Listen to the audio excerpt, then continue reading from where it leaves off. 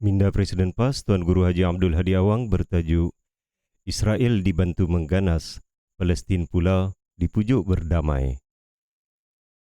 Kumpulan Yahudi Zionis yang merupakan kelompok paling fanatik perkaumannya sejak zaman dahulu sehingga kini telah menubuhkan negara haram Israel secara rompakan bumi Palestin. Pada masa yang sama menghalau dan membunuh penduduk asalnya dengan bantuan negara besar penjajah dahulu. Kelayakan untuk menjadi warga negara yang istimewa mereka hanyalah dengan syarat berasal daripada bangsa berketurunan Yahudi yang kekal menganut agamanya sahaja.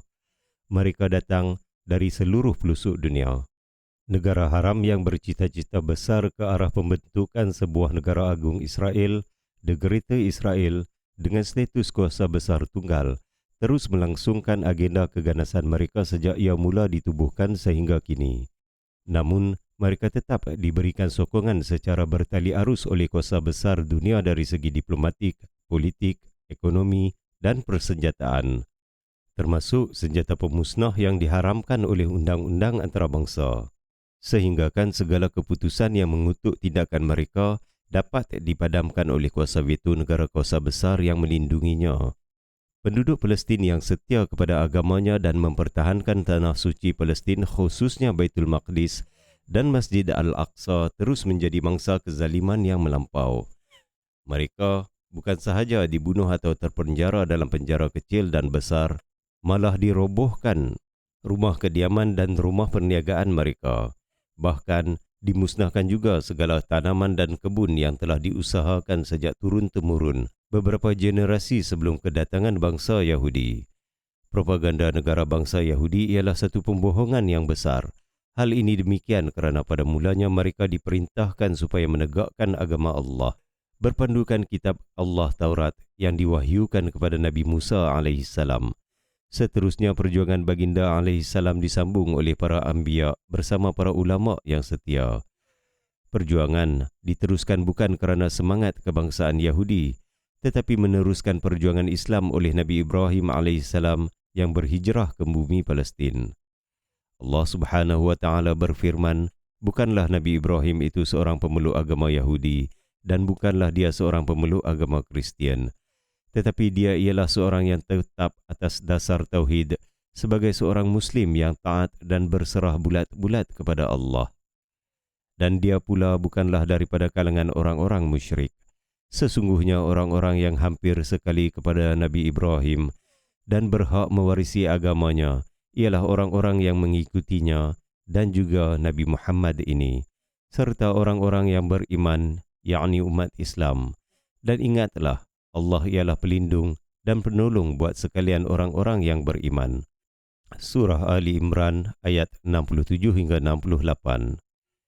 Bangsa Yahudi itu sendiri dilaknat oleh Allah Subhanahu wa Ta'ala kerana penyelewengan mereka daripada agamanya, serta kezaliman mereka terhadap para anbiya dan ulama yang soleh daripada kalangan bangsanya sendiri.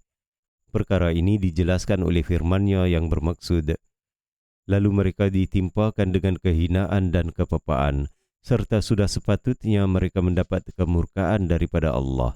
Hal itu terjadi kerana mereka selalu mengingkari ayat-ayat Allah dan mereka pula membunuh para nabi tanpa alasan yang benar. Demikian itu terjadi disebabkan mereka selalu berbuat derhaka dan melampaui batas. Surah Al-Baqarah ayat 61. Bangsa mereka dihukum oleh Allah Subhanahu wa Ta'ala apabila dihalang daripada memasuki bumi Palestin kerana telah menolak perintahnya agar berjihad bagi menegakkan Islam. Begitu juga disebabkan mereka mengingkari dan mengkhianati Nabi Musa AS dan Nabi Harun AS.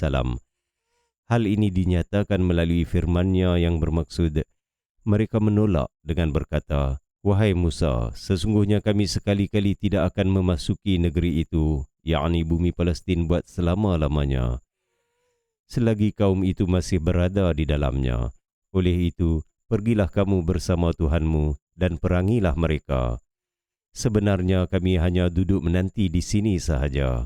Nabi Musa merayu kepada Allah dengan berkata, ya Tuhanku, sesungguhnya aku tidak dapat menguasai selain daripada diriku sendiri dan saudaraku Harun. Oleh itu pisahkanlah antara kami dengan kaum yang fasik itu. Allah berfirman, "Jika demikian, jika sesungguhnya negeri itu diharamkan ke atas mereka memasukinya selama 40 tahun. Selama itu mereka akan merayau-rayau kebingungan sepanjang masa yang tersebut di padang pasir Sinai. Maka janganlah kamu berduka cita terhadap kaum yang fasik." Surah Al-Ma'idah ayat 24 hingga 26. Kedatangan mereka pada hari ini atas semangat kebangsaan Yahudi adalah diharamkan oleh Allah Subhanahu wa taala. Walau bagaimanapun ia dihalalkan oleh penguasaan mereka dengan pengaruh kekayaan terhadap negara besar melalui rasuah dan media sesat yang mendukung perjuangan yang zalim itu. Firman Allah Subhanahu wa taala yang bermaksud, "Dan kamu akan melihat kebanyakan daripada mereka, yakni kaum Yahudi, berlumba-lumba dalam melakukan dosa dan pencerobohan secara melampau, serta memakan daripada perkara yang haram, yakni riba dan rasuah. Demi sesungguhnya, amatlah buruk apa yang mereka telah lakukan. Alangkah baiknya jika ketua-ketua agama dan pendeta-pendeta mereka melarang mereka daripada mengeluarkan perkataan-perkataan yang dusta dan daripada memakan daripada perkara yang haram. Sesungguhnya amatlah buruk apa yang mereka telah kerjakan." Surah Al-Ma'idah ayat 62 hingga 63. Tindakan zalim di luar sifat peri kemanusiaan dan melampau terhadap hak asasi manusia dilakukan dengan mendapat perlindungan kuasa veto negara besar yang membatalkan setiap hukuman oleh pertubuhan antarabangsa terhadap Israel. Malah mereka langsung tidak boleh diseret ke mahkamah antarabangsa walaupun telah melakukan suatu jenayah yang paling ganas kerana berpegang kepada undang-undang jakun di rimba tanpa prinsip keadilan sejagat yang dibangga-banggakan oleh kuasa besar. Walhal masing-masing terus berpegang kepada dasar penjajahan mereka. Malangnya itulah negara-negara barat yang kononnya digelarkan sebagai negara yang paling mempertahankan hak asasi manusia dan paling demokratik. Tiba-tiba apa yang berlaku kini mengesahkan keganasan negara haram Israel bersama sokongan yang bertali arus bagi mempertahankan dan melindunginya atas nama keamanan yang palsu. Negara haram tersebut dibenarkan memiliki senjata pemusnah yang diharamkan sejak penubuhannya atas nama keselamatan dan keamanan dunia. Adapun negara di sekelilingnya pula diharamkan memiliki sebarang senjata, sehinggakan kemajuan teknologi yang boleh mengatasinya turut disekat, sekalipun bukan untuk tujuan persenjataan. Dalam pada itu, para saintis dan ilmuwan yang hebat pun boleh dicolek dan dibunuh semata-mata demi memastikan keselamatan Israel. Negara haram Israel dibenarkan membina penjara besar bertujuan mengurung rakyat asal Palestin dengan mudah, setelah rumah mereka dirobohkan bagi membina penempatan kaum Yahudi yang dibawa masuk dari luar. Hal ini adalah semata-mata bagi meneguhkan negara kebangsaan Yahudi yang paling fanatik dalam sejarah manusia. Adapun para pejuang Palestin yang menghadapinya dengan batu dan pisau sahaja turut diletakkan dalam senarai pengganas.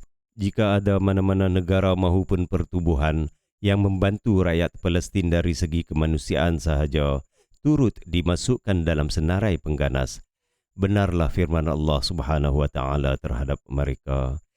Sesungguhnya orang-orang yang kufur, yakni ingkar akan ayat-ayat Allah dan membunuh para nabi dengan jalan yang tidak dibenarkan, serta membunuh orang-orang yang menyuruh manusia supaya berlaku adil, maka sampaikanlah berita yang menggembirakan mereka dengan azab seksa yang tidak terperi sakitnya. Mereka itulah orang-orang yang telah rosak pahala amal perbuatannya di dunia dan di akhirat, dan mereka sekali-kali tidak akan memperoleh sesiapa pun yang dapat memberi pertolongan. Surah Ali Imran ayat 21 hingga 22. Sudah terang lagi bersuluh menunjukkan apa yang diinginkan adalah penyelesaian yang zalim dan hina dari segi moral kemanusiaan.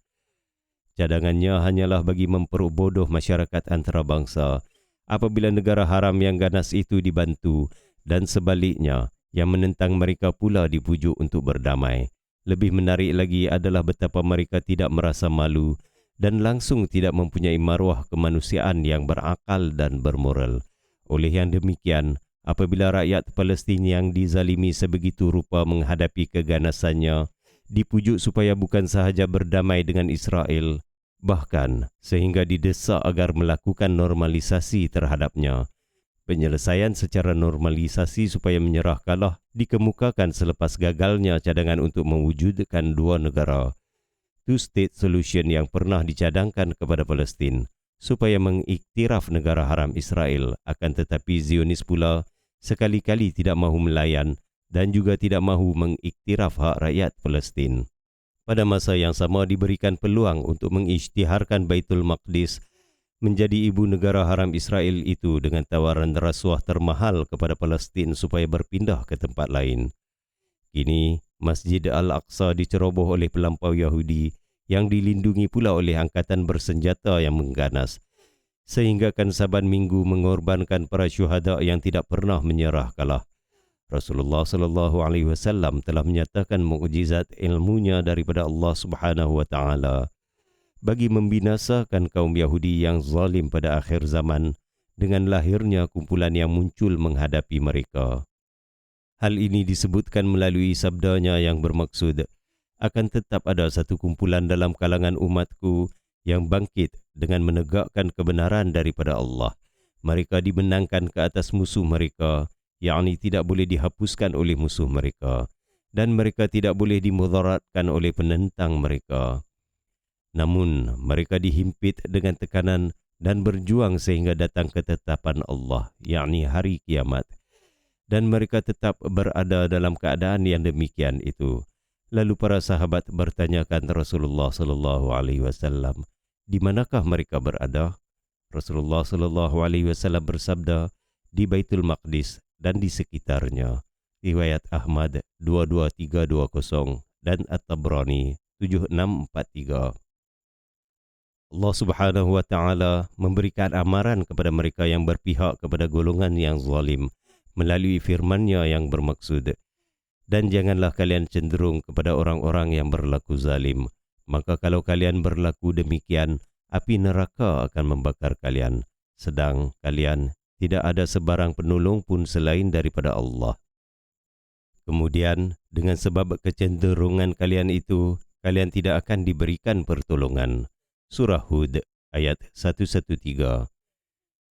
Sekian minda Presiden PAS Tuan Guru Haji Abdul Hadi Awang bertarikh 9 Zulqaidah 1443 Hijrah bersamaan 9 Jun 2022 Masihi. Assalamualaikum warahmatullahi taala wabarakatuh.